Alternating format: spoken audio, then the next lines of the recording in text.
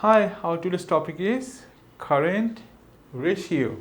So here we will learn the formula to calculate current ratio, and we have here a practical question.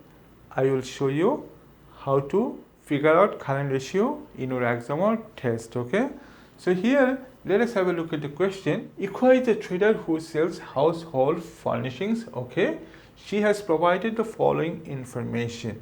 So at 30 April 2022, she has inventory, trade receivables, bank overdraft, and trade payables. Okay, these are current assets and current liabilities. Okay, we'll figure out later. Then we have here for the year 30 April 2022. Here we have revenue, purchases, and expenses.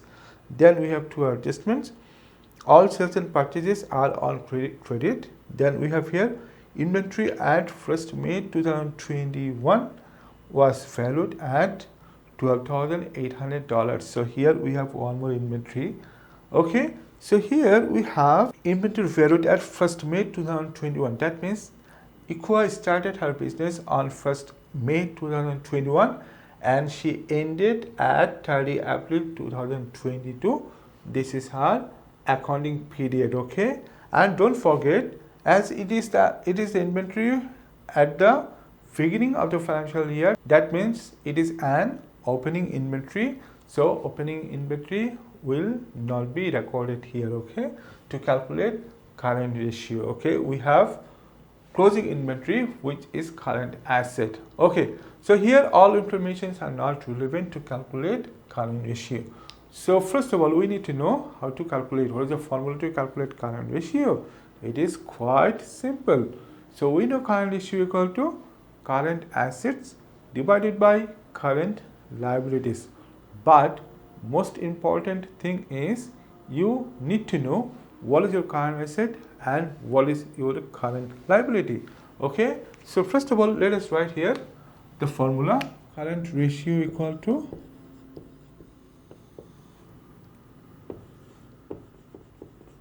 current assets divided by current liabilities.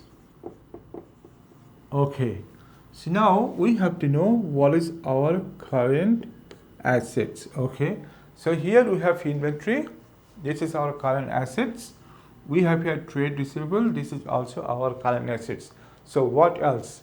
Cash in hand, cash at bank, other receivable. Okay, these are basically current assets. Even short-term investments, this is also current assets. Okay, so we have only two current assets.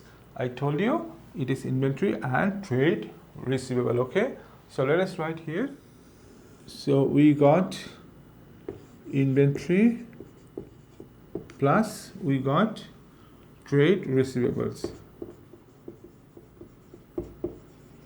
Okay, then what are the current liabilities for the business? You know, it is bank overdraft, short-term loan, trade payables, other payables. Okay, so here we have bank overdraft 5,275 and we have trade payables. These two items are only current liabilities. Okay, for Aqua this business. So here let us write bank overdraft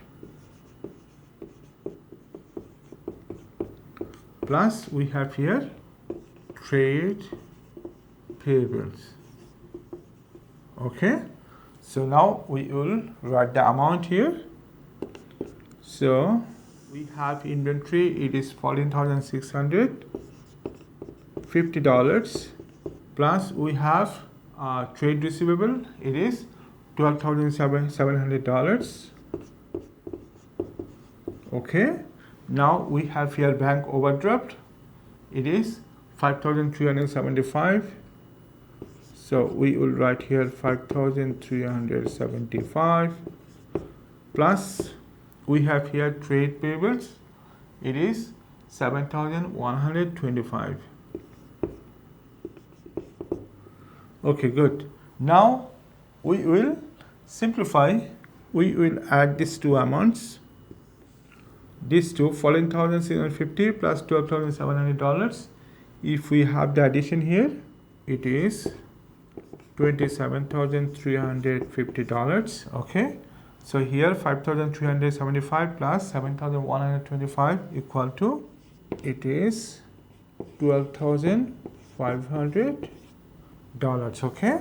So now if we divide this amount, the total current asset, which is 27,350, by total current liabilities, which is $12,500, we get here 2.188 is to 1. Okay, so if we simplify more, like if we take only 2 decimal places, it will be here 2.19. if we round up, is to 1. Okay, so this is our current ratio. So this is quite simple, but you need to know your current assets and current liabilities on the question. Okay, if you forget to take one item, one asset or liability, then your answer will be incorrect. Okay, even if you take any irrelevant item from the question to calculate it, so it will be also wrong. Okay,